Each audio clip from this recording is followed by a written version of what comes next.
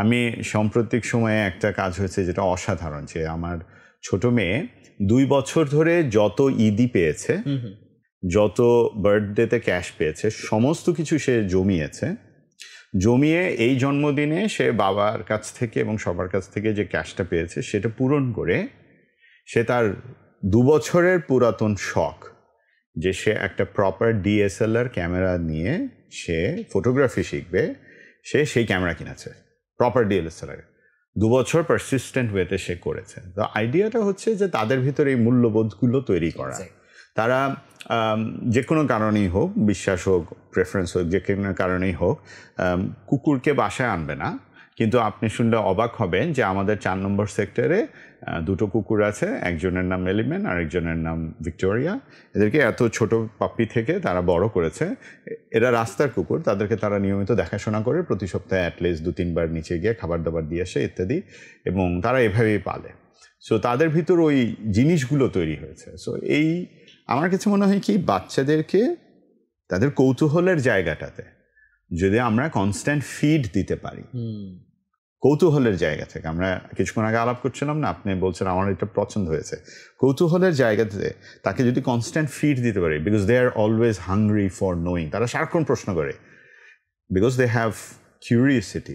তার কিউরিওসিটিটাকে যদি properly feed করা যায় এবং তার সাথে যদি রেলেভেন্স তৈরি করা যায়, সে আসলে ওই মোবাইল অমুক তমুকে আসক্ত হবে না। তাকে আসক্ত করতে হবে কিউরিওসিটির জায়গাটাতে, তাকে আসক্ত করতে হবে আমি নতুন কিছু করতে পারছি কিনা সেটাতে, তার মনের আনন্দ খোরাক এটাতে দিতে হবে। এটা হচ্ছে একটা। 2 নম্বর হচ্ছে, যত স্কুল কলেজ যত কিছুই বলেন, বাসার চেয়ে বড় বিদ্যাপীঠ তো নেই। আমরা কখনো আমাদের গাড়ি থেকে ময়লা, ক্লাস নামিয়ে ময়লা ফেলি না, কখনো ফেলি না, আমার বাচ্চাও সেটা করে না।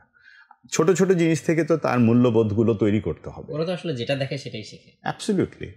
আমার ছোট মেয়ে, তার চুল মাশাআল্লাহ এত লম্বা হয়েছিল, সে এত লম্বা করেছে, সে প্রায় 3 বছর ধরে 2 বছর 3 বছর ধরে সে চুল অল্প অল্প করে কাটে।